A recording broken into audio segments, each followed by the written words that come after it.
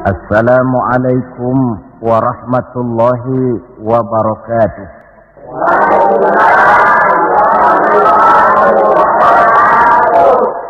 Alhamdulillah, alhamdulillahilladzi asra bi'abdihi laylan minal masjidil haram ilal masjidil aqsa.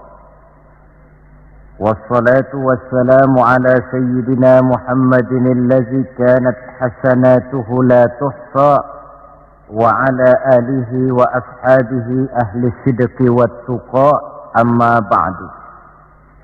Saudara-saudara hadirin yang berbahagia, manusia ini hidup dalam 3 dimensi waktu: masa lalu, masa sekarang, dan masa yang akan datang. Masa lalu katanya adalah kenangan, masa sekarang adalah kenyataan, dan masa yang akan datang adalah harapan, impian, khayalan, atau cita-cita. Orang yang baik sesungguhnya adalah orang yang pandai mengambil pelajaran dari masa lalu untuk dapat menentukan sikap pada hari ini dan sekaligus merencanakan hari yang akan datang. Sehingga hari ini harus lebih baik daripada kemarin, dan besok harus lebih baik daripada hari sekarang ini. Dalam konteksnya dengan itulah kita pada pertemuan kali ini akan membicarakan tentang hikmah Isra dan Mi'raj. Satu peristiwa masa lampau yang tetap tidak kehilangan relevansinya untuk kita jadikan pelajaran bagi kita yang hidup di penghujung abad ke-20 ini.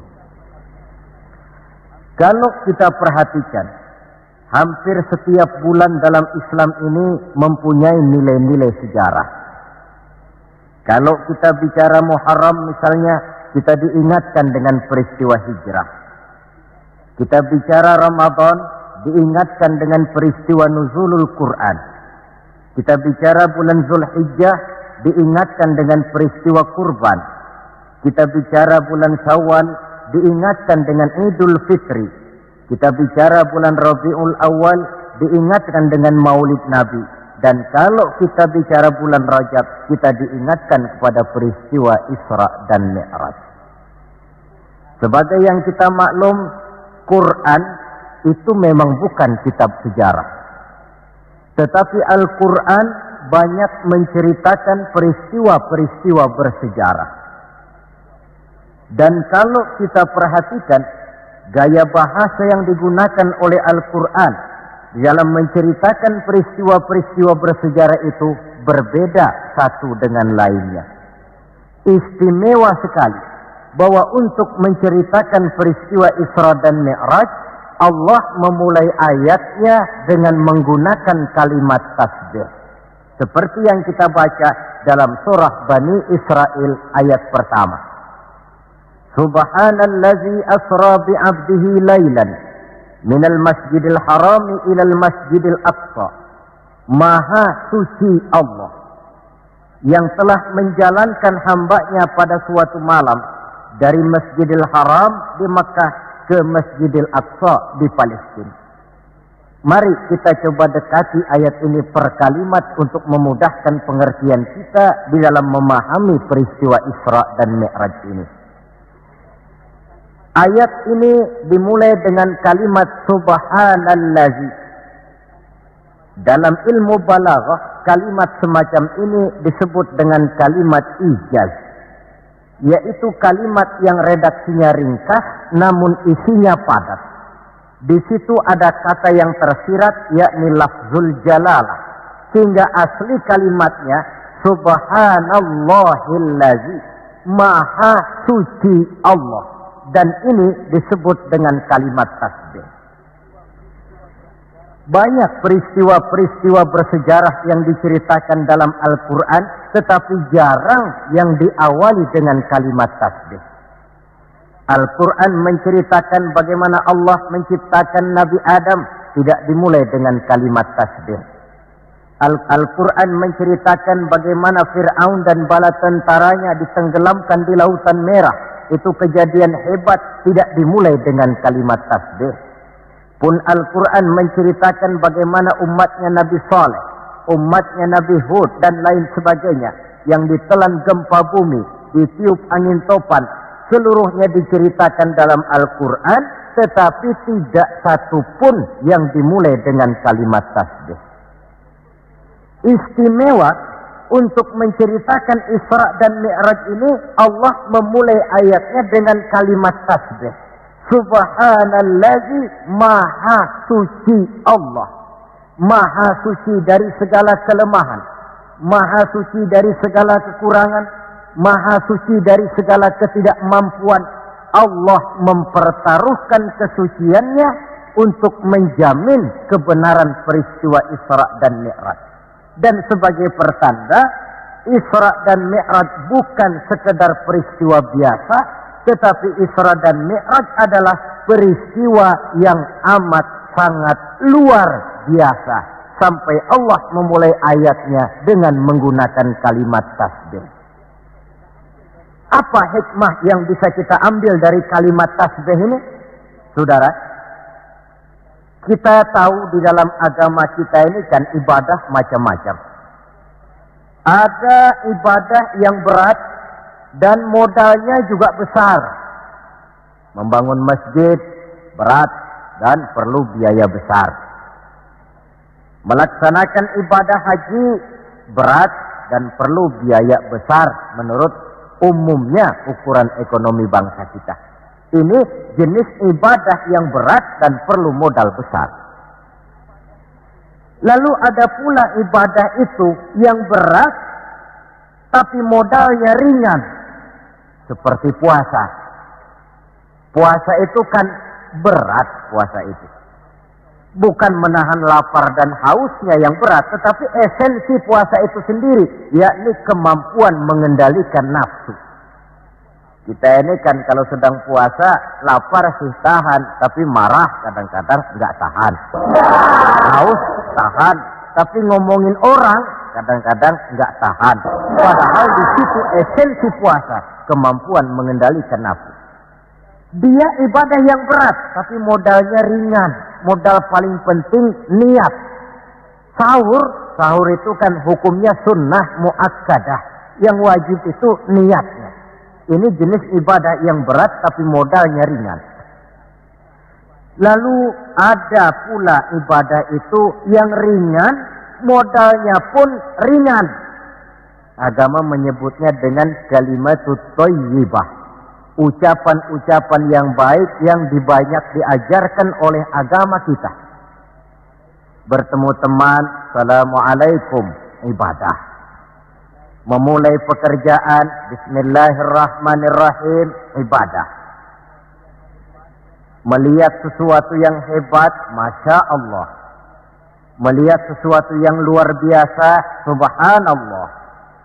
Terkejut, astaghfirullah. Mendapat nikmat, alhamdulillah.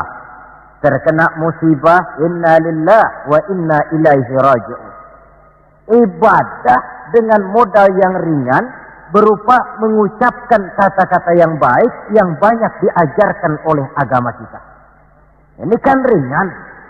Orang tidak perlu syarat toharoh, orang tidak punya wudhu itu istighfar boleh. Tidak punya wudhu itu baca sholawat boleh. Membiasakan ucapan-ucapan yang baik di dalam kehidupan. Itu hikmah yang kita ambil dari kalimat subhanallah. Kalimat selanjutnya asra. Maha suci Allah yang telah menjalankan. Asal kalimat asra ini sara yasiru. Lalu dibentuk dalam bentuk majhul menjadi asra yusri isra'an. Maha suci Allah yang telah menjalankan. Segera nampak dari ayatnya, saudara-saudara, bahwa dalam peristiwa Isra dan Mi'raj itu yang aktif sebenarnya Allah. Nabi pasif. Allah yang menjalankan, Nabi yang dijalankan. Orang dijalanin tentu terima beres, namanya juga dijalanin. Maka tidak heran kalau beliau berangkat dari Mekah kemudian menuju Masjidil Aqsa di Palestina. Dari sana naik ke langit pertama, 2, 3, 4, 5, 6, 7.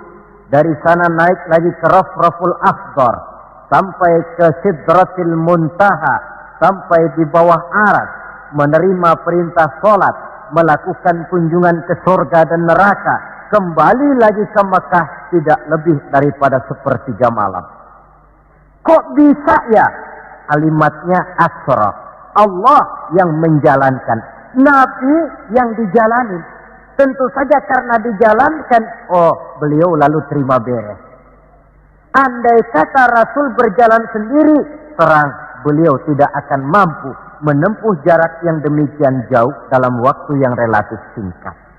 Artinya, di dalam memahami peristiwa Isra dan Mi'raj ini, yang dipakai bukan logika intelektualitas manusia, tetapi logika kemahakuasaan yang mutlak dari Allah Subhanahu wa ta'ala. Satu contoh kecil. Saya satu hari berangkat ke Bogor.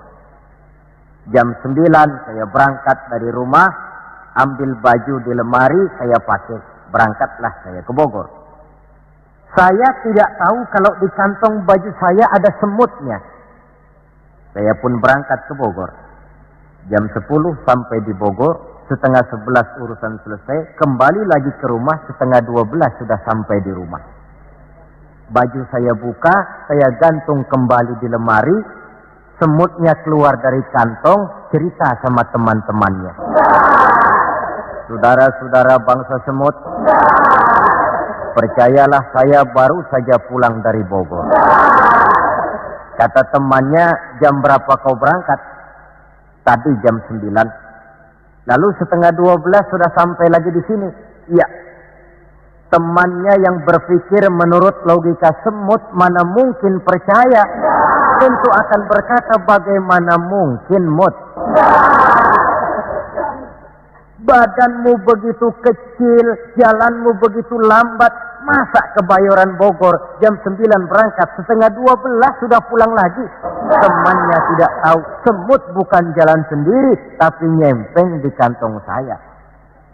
Dahulunya Abu Jahal, Abu Lahab, dan abu-abu lainnya, itu mikirnya pakai logika manusia. Ya jelas toh, peristiwa ini tidak akan bisa dicernakkan oleh logika. Karena itu kalau sedikit orang mau merenungi ayatnya, tidak terlalu sulit memahami Isra dan Mi'raj. Dia kehendak Allah, bukan kehendaknya Rasulullah Sallallahu Alaihi Wasallam. Ini kalimat Asra.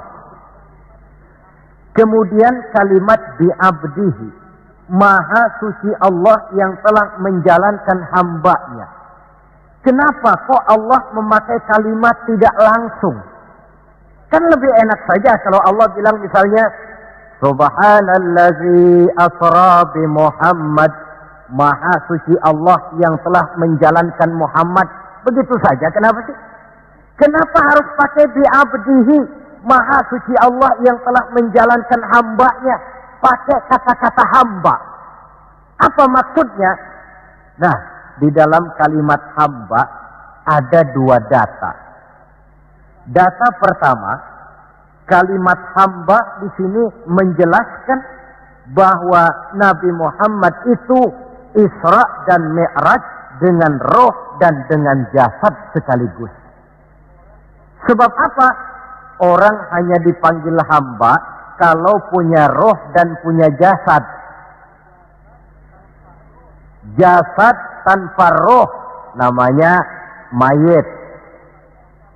Roh tanpa jasad gentayangan, mungkin namanya pocong. Orang dipanggil hamba tentunya lengkap jasad dan roh sekaligus. Karena itu kalimat bi'abdihi sudah merupakan jawaban Isra Mi'raj terjadi dengan jasad dan dengan roh. Itu data pertama. Data yang kedua, kalimat bi'abdihi ini menjelaskan bahwa Nabi Muhammad itu oleh Allah benar-benar telah diakui sebagai hambanya. Maka lalu dipanggil hamba dalam ayat ini. Saudara mungkin lalu bertanya, Kalau cuma sekedar urusan itu, apa kita ini bukan hamba Allah? Ya tentu, kita ini hamba Allah. Kata siapa? Kata kita.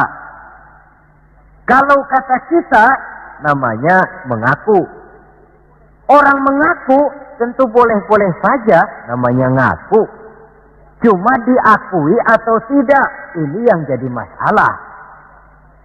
Saya bisa saja berkata, saya kenal dengan Bapak Presiden. Tapi yang jadi masalah, apakah Bapak Presiden juga kenal dengan saya? Dengan kata lain, kalau kata-kata hamba Allah keluar dari mulut manusia, nilainya murah. Kenapa murah? Sebab itu pengakuan. Tapi kalau keluar dari Allah sendiri, itu yang mahal. Maksudnya bagaimana? Berapa banyak manusia di dalam hidup ini, mulutnya berkata saya hamba Allah, tapi perbuatannya membuktikan dia hamba dunia, hamba nafsu, budak jabatan, budak pangkat, budak harta. Tidak sesuai antara ucapan dengan perbuatannya. Dari kalimat bi'abdihi ini kita ambil hikmah. Sekali kita menjadi hamba Allah, jangan menghamba kepada yang selain Allah. Sebab syahadat yang kita ucapkan punya konsekuensi. Asyhadu an la ilaha illallah. Saya bersaksi tidak ada Tuhan melainkan Allah. Maka itu berarti saya tidak akan menyembah kecuali hanya kepada Allah. Saya tidak akan pernah takut kecuali hanya kepada Allah. Saya tidak akan pernah minta tolong kecuali hanya kepada Allah. Saya tidak akan menggantungkan hidup kecuali hanya kepada Allah. Saya tidak akan pernah takut kecuali hanya kepada Allah. Konsekuensi yang logis daripada ucapan kalimat syahadat itu. Sekali kita menghamba kepada Allah, jangan menghamba kepada yang selain Allah. Adapun Nabi sebelum dipanggil bi'abdihi dalam ayat ini, kita baca dari sejarah tahun-tahun sebelum beliau dipanggil dengan kalimat bi'abdihi, tahun kelabu, amul huzni dalam sejarah itu, tahun duka cita. Beliau ditinggal oleh paman tercinta Abu Thalib. Setelah paman tercinta meninggal, istri tercinta pun wafat, Khadijah. Wafat kedua pelindung ini makin meningkat gangguan kafir Quraisy. Dihina, dicemoohkan, dicaci maki, dilontari dengan kotoran unta, bahkan akan diancam untuk dibunuh. Lulus menghadapi semua itu, Allah panggil beliau bi'abdihi. Seolah-olah Allah mengatakan, Muhammad itu betul-betul hambaku, tidak bergeser nilai kehambaannya apapun yang menimpa dia. Saudara hadirin yang saya hormati, ini kalimat bi'abdihi. Jadi dari sini kita bisa memahami Isra yang merupakan perjalanan Nabi dari Masjidil Haram hingga ke Masjidil Aqsa. Dan Mi'raj yang naiknya Nabi dari Masjidil Aqsa menghadap Allah semata-mata merupakan peristiwa yang terjadi menurut apa maunya Allah. Nah, kemudian apa tujuan daripada Isra dan Mi'raj itu? Hakikatnya cuma Allah yang tahu tentu.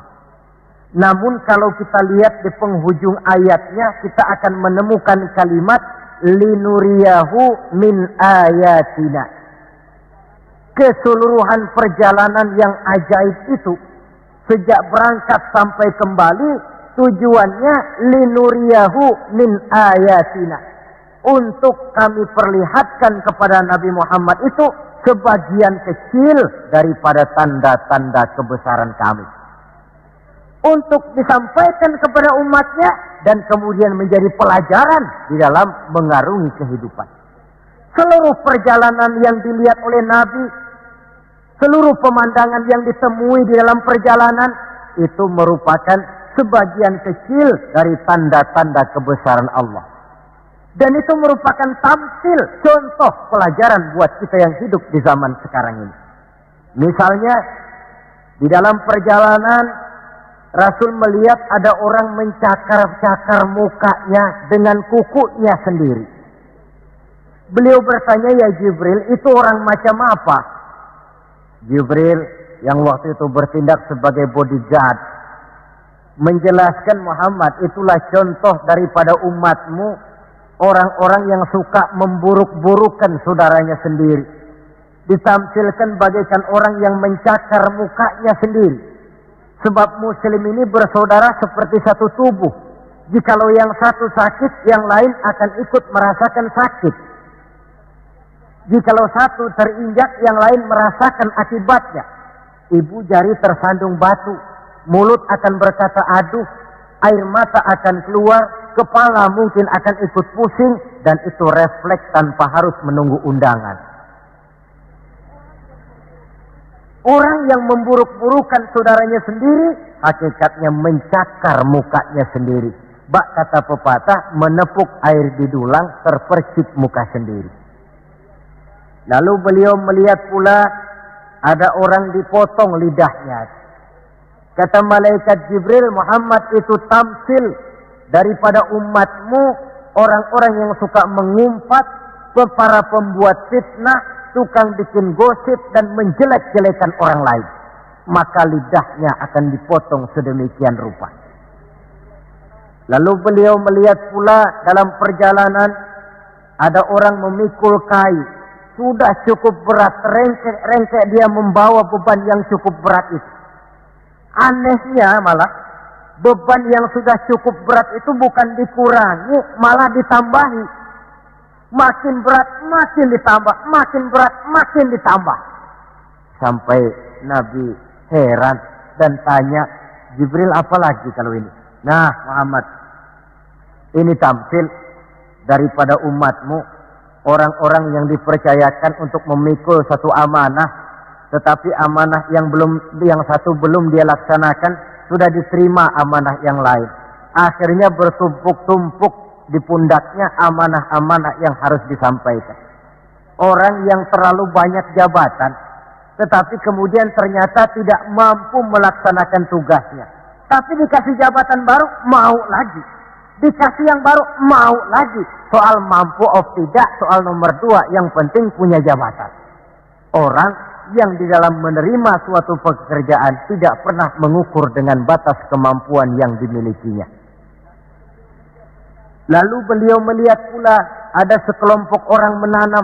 Hari itu dia menanam, hari itu juga tumbuh, hari itu juga keluar buahnya. Diketamnya, lalu tumbuh lagi gantinya. Tiap kali diketam, tiap kali keluar buahnya. Itu tamsil apa ya Jibril? Kata malaikat Jibril, wahai Muhammad, itulah satu contoh daripada umatmu, orang-orang yang gemar memberikan bantuan kepada orang yang memang memerlukannya. Mereka yang rajin sedekah, membantu fakir miskin, menyantuni yatim piatu, memberikan bantuan kepada pengembangan dakwah, madrasah, pendidikan dan pesantren.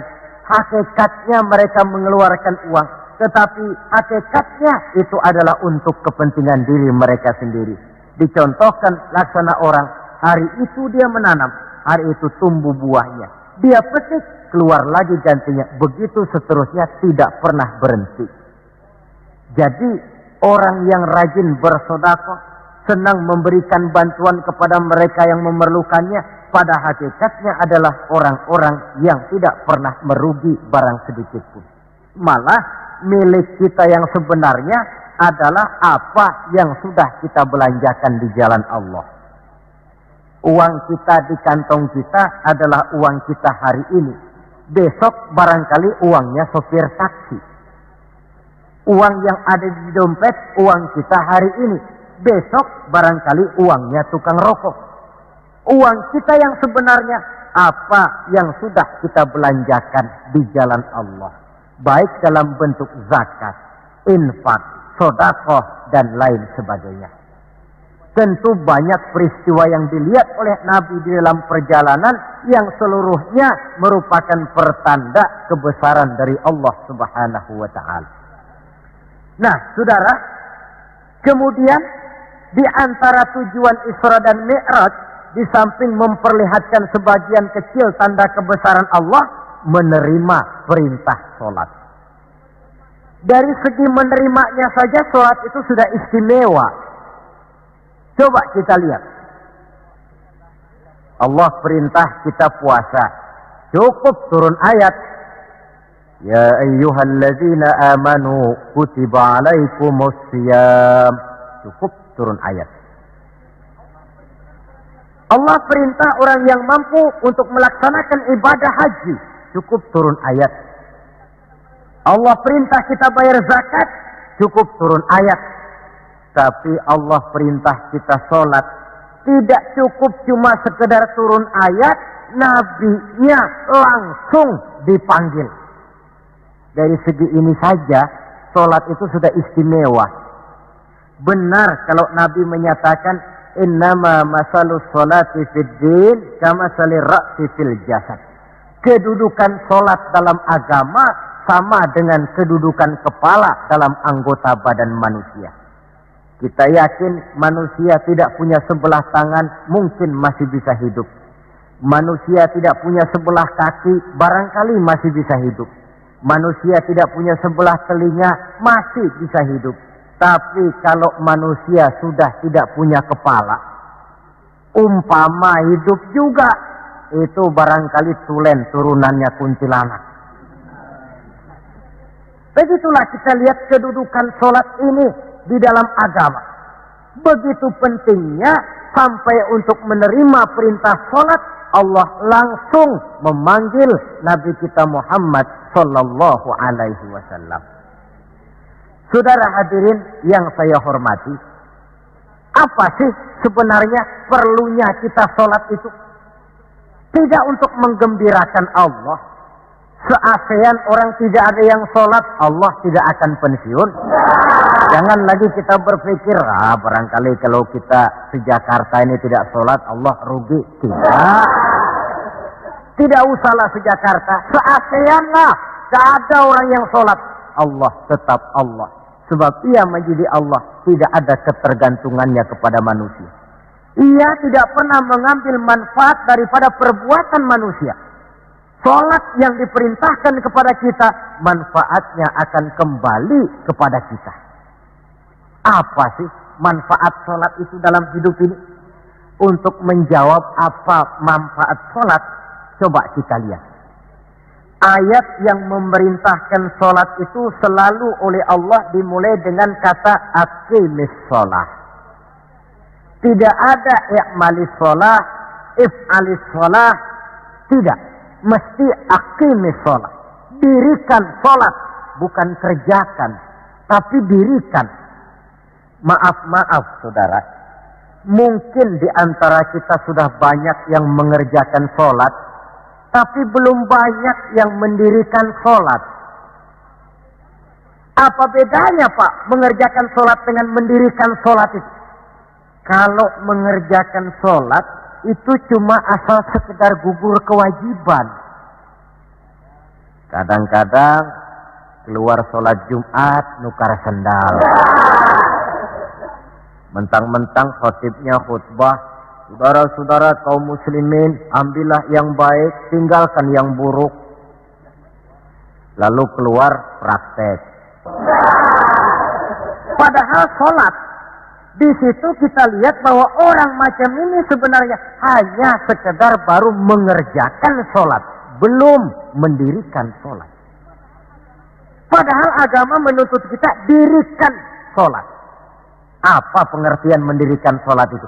Mendirikan sholat artinya mengerjakan sholat dengan betul, cukup syarat rukunnya, selesai sholat, ajaran sholat diterjemahkan di luar sholat. Itu artinya mendirikan sholat. Jadi ada istimrar, kontinuitas, kesinambungan kata orang sekarang. Pada waktu dia mengerjakan sholat kelihatan khusyuknya. Setelah selesai dia sholat, kembali ke masyarakat, kembali ke tempat tugas, ajaran sholat diterjemahkan di sana. Nah, saudara hadirin, apa ajaran sholat yang harus kita terjemahkan dalam hidup, yang artinya ini merupakan manfaat daripada sholat? Pertama, Sholat mengajarkan kita satu sifat yang disebut rendah hati. At-tawadhu. Rendah hati bagaimana? Anggota badan kita yang paling kita hormatikan kepala. Kalau bergurau dengan teman, dipukulnya tangan kita, masih senyum kita. Dipegangnya kaki, masih senyum kita. Tapi kalau sudah kepala, namun kepala yang begini kita hormati, manakala sujud di hadapan Allah, sama rendahnya dengan telapak kaki kita. Allahu Akbar. Selesai sholat, kembali ke masyarakat, sombongnya hilang. Ini mendirikan sholat. Sebab apa? Dia tahu orang sombong itu Allah tidak senang. Iblis diusir dari sorga itu kan cuma karena sombong. Diperintah sujud kepada Nabi Adam, dia tidak mau. Allah tanya iblis, kenapa kau tidak mau? Ini kan perintahku, kata Allah. Iblis dengan sombongnya menjawab, wahai Allah, saya akan diciptakan dari api, Adam kan dari tanah. Unsur api lebih mulia daripada unsur tanah. Masa saya harus sujud sama Adam yang baru kemarin? Gengsi ah. Kata Allah, kamu sombong iblis. Surga bukan tempat orang sombong. Keluar. Iblis diusir dari surga. Jadi kira-kira sajalah yang sudah di surga itu sombong saja diusir. Apalagi kita yang masih di dunia ini. Dalam segala bentuknya, sombong itu Allah tidak senang. Sombong ilmu, Allah tidak senang.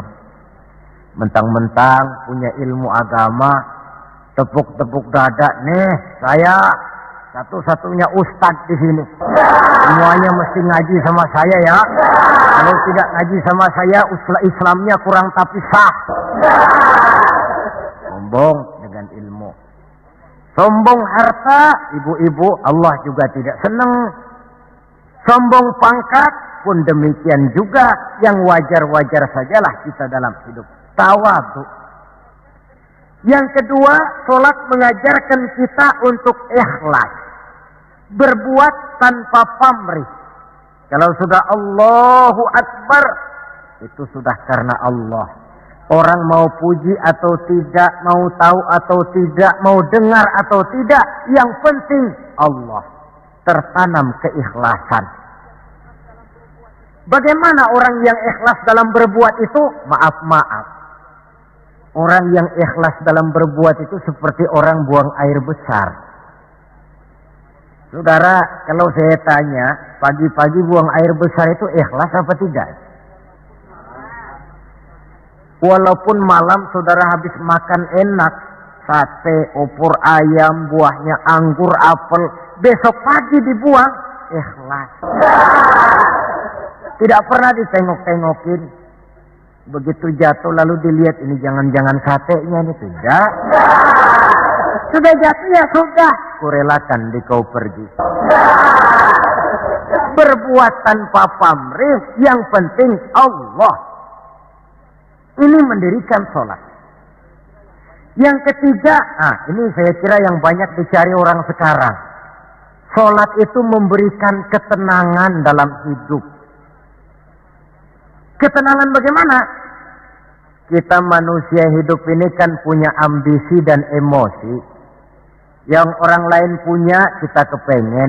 Yang orang lain bisa, kita kepengen. Itu wajar, namanya manusia mesti punya emosi. Tapi emosi yang membludak tanpa dinetralisir akan bisa menimbulkan psikosomatik. Di mana manusia disiksa oleh perasaannya sendiri. Cobalah. Kadang-kadang dia lihat tetangganya beli televisi berwarna. Tetangga yang sebelah meriang. Enggak diapa-apain, meriang.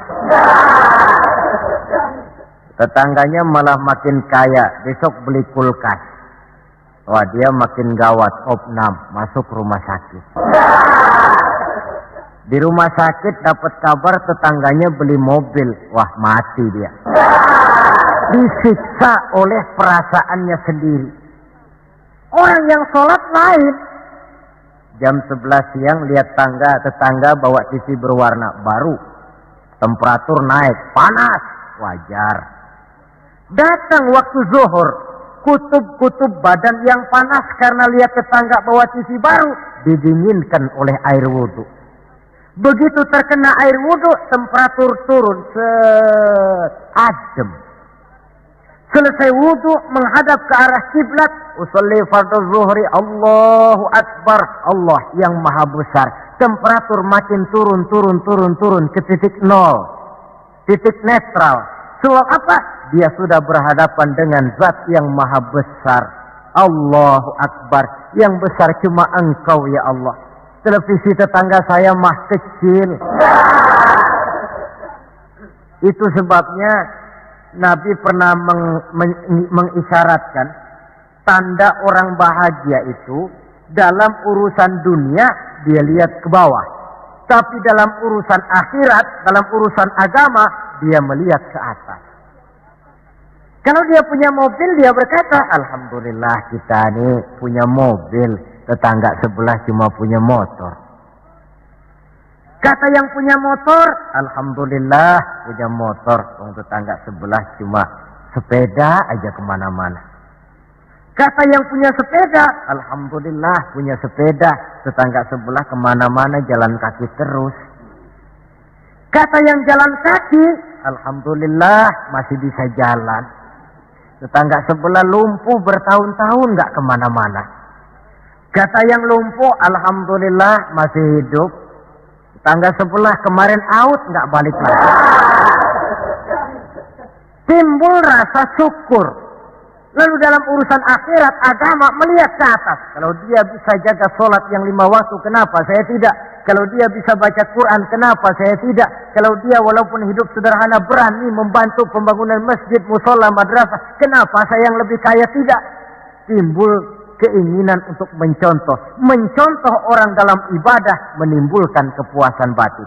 Sebaliknya, mencontoh orang dalam urusan harta menimbulkan rasa penasaran, hasud, dengki, tidak senang melihat orang lain mendapat nikmat, dan paling akhir disiksa oleh perasaannya sendiri. Ketenangan dalam hidup, ketenangan dalam rumah tangga tercipta karena sholat.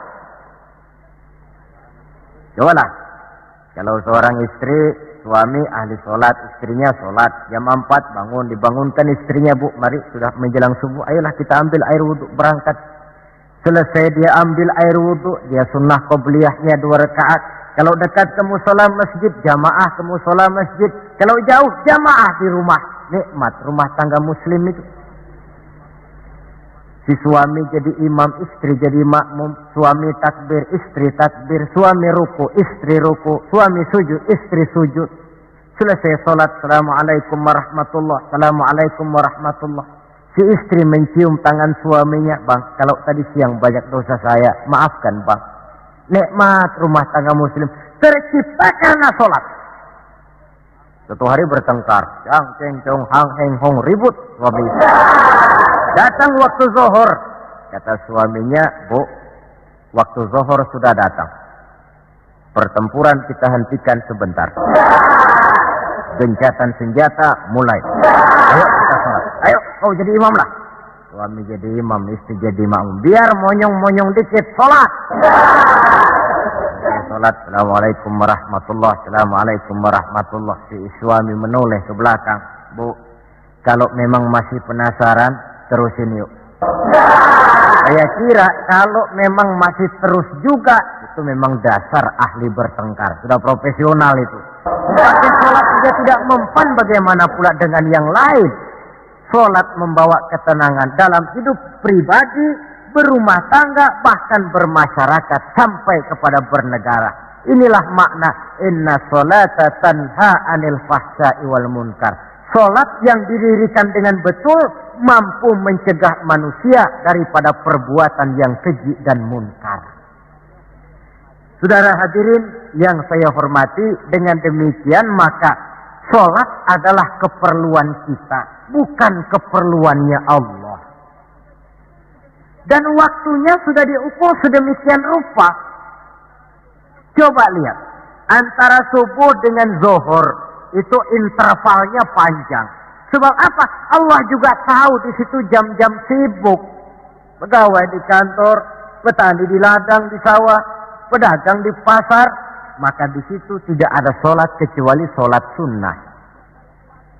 Bekerja kita dari pagi sampai siang sampai udara panas, timbul stres. Datang refreshing, istirahatlah, jangan diporsir, ademi dengan wudhu, lalu sholat zuhur. Selesai sholat zuhur, kembali lagi ke tempat tugas. Antara zuhur dengan asar, intervalnya lebih pendek. Sebab apa? Dalam udara panas, kerja cepat melelahkan. Maghrib dengan isya, intervalnya lebih pendek lagi. Sebab apa? Sudah masuk malam, sebagian besar kejahatan justru terjadi pada waktu malam. Antara isya dengan subuh, intervalnya memang panjang. Tapi di sana ada terminal kontrol cadangan yang disebut tahajud, hajat, dan sebagainya. Terminal-terminal kontrol cadangan untuk menjaga stabilitas temperatur batin manusia. Jadi dengan demikian, kalau diabaikan, kerugian untuk manusia sendiri. Sebab hakikatnya Allah tidak pernah mengambil manfaat daripada amal dan perbuatan manusia itu. Nah, saudara-saudara, dari uraian yang singkat ini, kita ambil beberapa kesimpulan. Pertama, Isra dan Mi'raj adalah maunya Allah. Kita manusia punya kemauan, Allah juga punya kemauan. Kalau kemauan kita sesuai dengan kemauan Allah, tentu jadi. Kalau tidak, ya tidak, maunya Allah yang jadi, bukan maunya kita. Nah, agar mau kita dimaui Allah, caranya bagaimana? Mudah saja, ikuti apa maunya Allah, nanti dia ikuti maunya kita. Dekati Allah, nanti dia dekat dengan kita. Kalau dekat, fasilitas tentu dikasih. Kalau kita dekat sama lurah saja kadang-kadang dapat fasilitas kan. Dekat dengan orang-orang tertentu bisa mendapat fasilitas. Dekat dengan Allah, demikian juga adanya.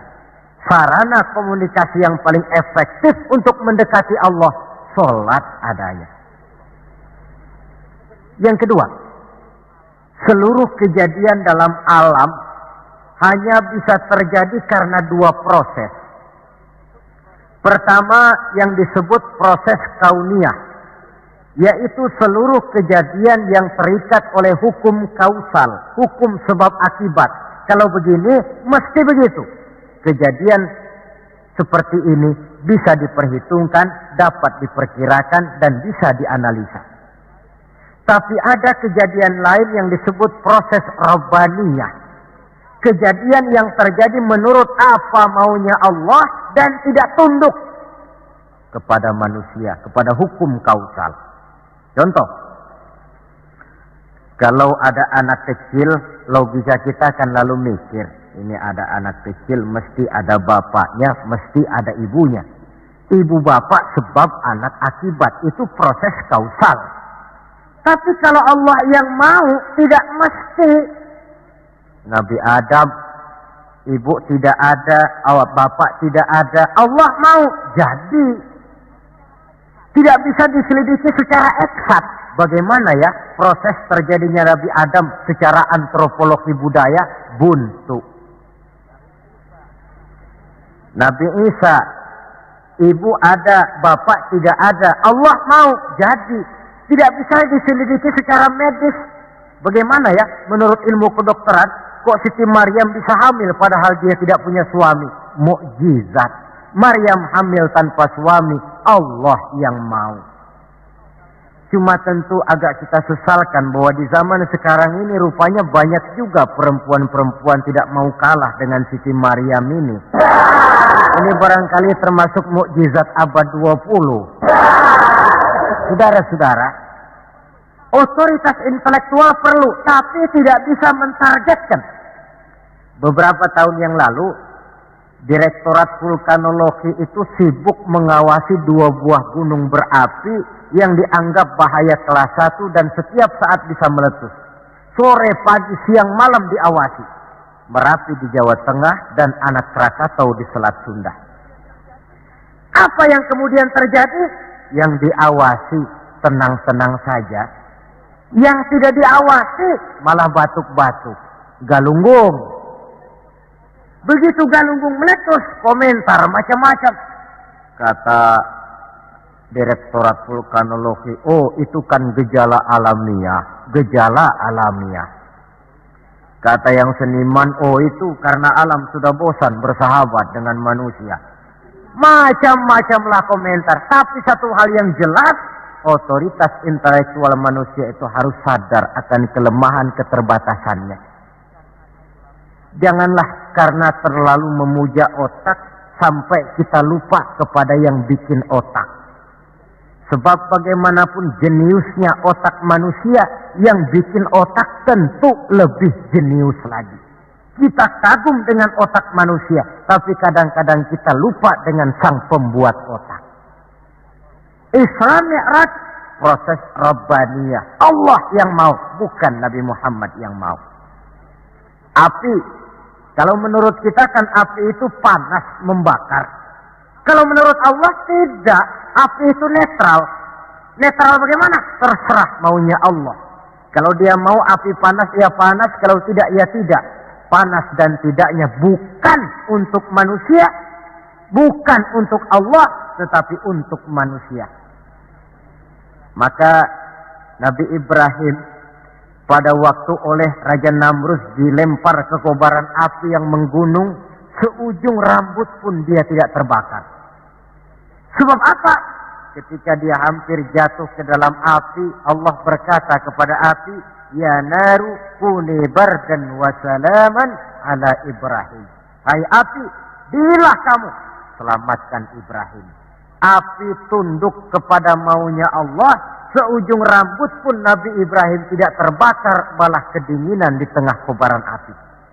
Kasus macam ini tidak bisa diselidiki secara eksakt. Bagaimana kok Nabi Ibrahim itu enggak kebakaran di dalam api? Oh, barangkali baca ayat itu tuh yang tadi itu. Saudara boleh coba. Bacalah, ya narukuni bardan wa salaman alayya. Masuk saudara ke dalam api, insya Allah mateng. Kalau potongan kita, sebab yang kita mau itu belum tentu Allah mau. Kalau yang kita mau Allah mau, tentu jadi. Kalau tidak, tidak. Isra Mi'raj sekali lagi. Peristiwa Rabbaniyah dan bukan peristiwa kauniyah.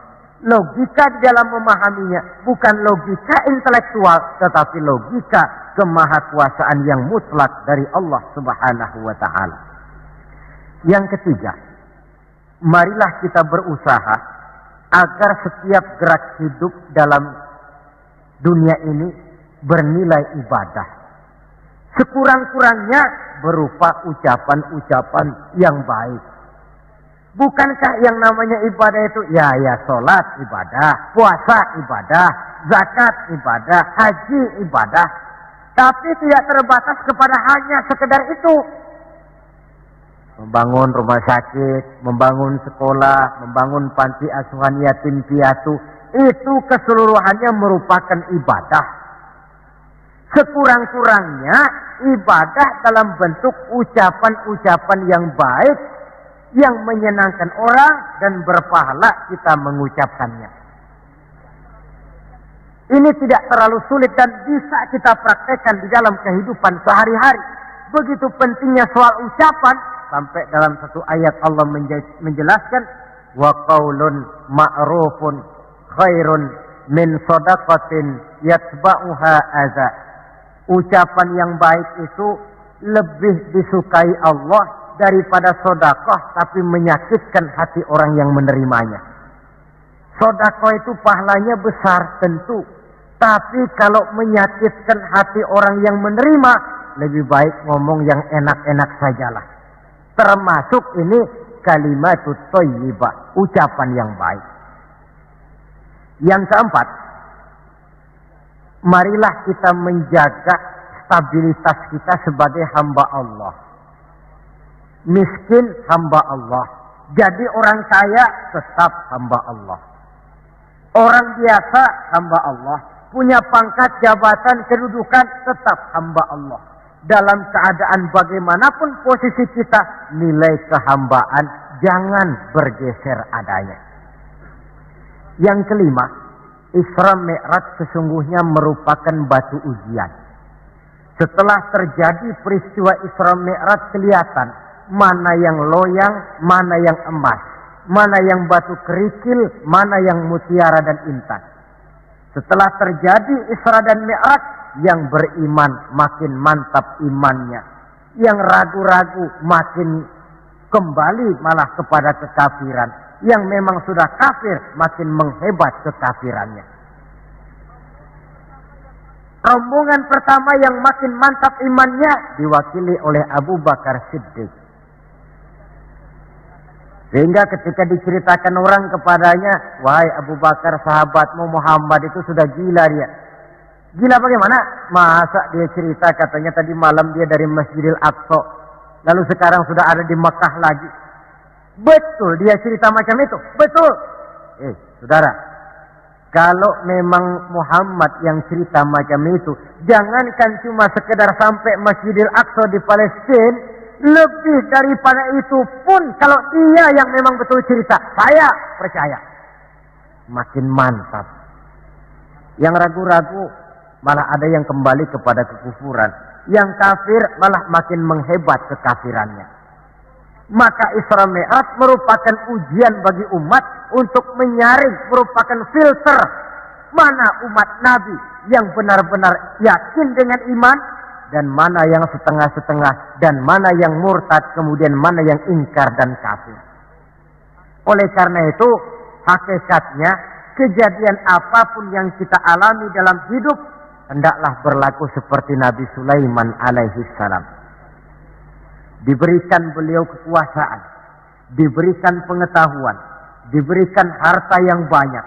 Atas semua itu, beliau hanya berkata, "Hadza min fadli Rabbi liyabluwani aashkuru am akfur."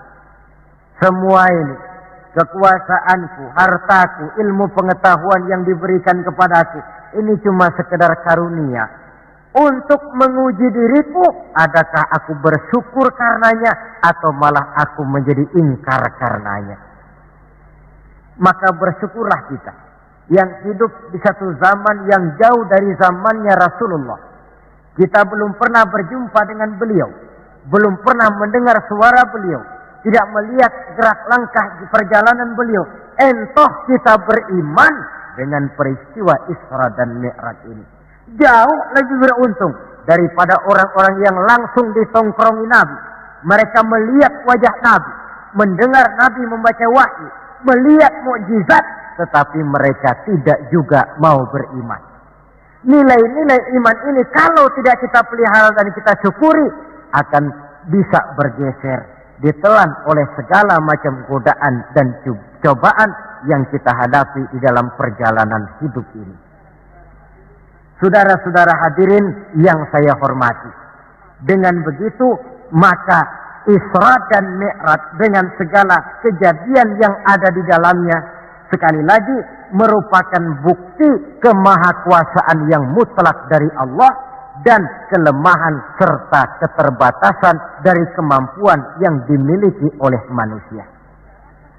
Membicarakan Isra dan Mi'raj artinya bercermin di dalam perjalanan yang luar biasa itu. Bercermin apa? Bahwa pengetahuan manusia, taruhlah dia sudah melanglang buana ke ruang angkasa, tapi masih terbatas kepada alam yang fisika, dan itu pun sedikit sekali. Belum dia menyeberang ke alam metafisika. Kekayaannya, apalah artinya kekayaan manusia ini? Jabatan barangkali, kita semua sadar bahwa pangkat yang paling tinggi sebenarnya kan pensiun. Titel yang paling akhir tidak lain adalah almarhum. Setiap kita akan berjalan ke arah itu, sehingga tidak terkena apa yang diingatkan Allah. Kalla innal insana la yatgha ar-ra'ahu istaghna. Manusia itu mudah lupa diri manakala melihat dia sedikit mampu, kaya, berkuasa, pandai, mudah lupa diri. Cobalah lihat Berapa banyak orang-orang yang tadinya sudah adil, berjuang menegakkan keadilan, namun di tengah jalan dia bisa berbalik meluncur menjadi orang yang justru menginjak-injak keadilan itu sendiri. Berapa banyak orang-orang yang tadinya sudah benar, berjuang menegakkan kebenaran, atau sekurang-kurangnya berniat untuk membela kebenaran, tapi di tengah jalan dia bisa berbalik menjadi orang yang justru hanya mau benar sendirian, walaupun tidak benar bagi orang lain.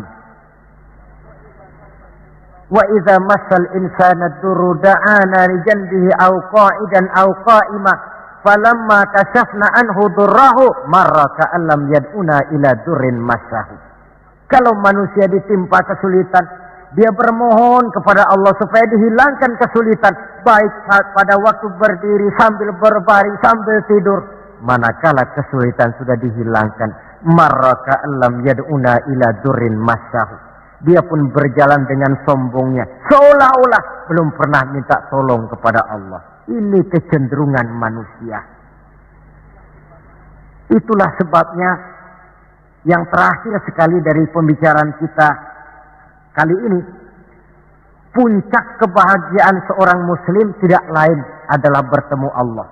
Bagaimanapun nikmatnya masuk surga, kalau diukur dengan bertemu Allah, masih jauh lebih nikmat bertemu Allah. Nabi di puncak perjalanan Mi'raj bertemu Allah, tapi pertemuan itu diawali dengan berbagai macam cobaan, ujian, fitnahan, sampai kepada ancaman akan dibunuh. Paling akhir beliau mendapat perkenan bertemu Allah, puncak kebahagiaan hidup yang belum pernah diberikan kepada seorang pun manusia, baik sebelum atau sesudah beliau. Jadi begitulah seperti pepatah bilang, habis gelap mesti terbit terang. Inna ma'al usri yusra. Di balik segala kesulitan itu, insya Allah akan menunggu kemudahan. Kesulitan adalah bagian daripada hidup. Bukan untuk ditakuti, tetapi untuk dicarikan jalan keluar bagaimana pemecahannya.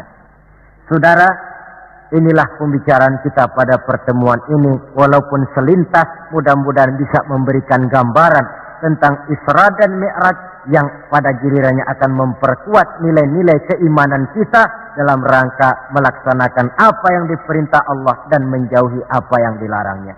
Terima kasih banyak atas perhatian saudara. Mohon maaf atas segala kekurangan. Usikum wa iyaya bitaqwallah. Wassalamualaikum warahmatullahi wabarakatuh.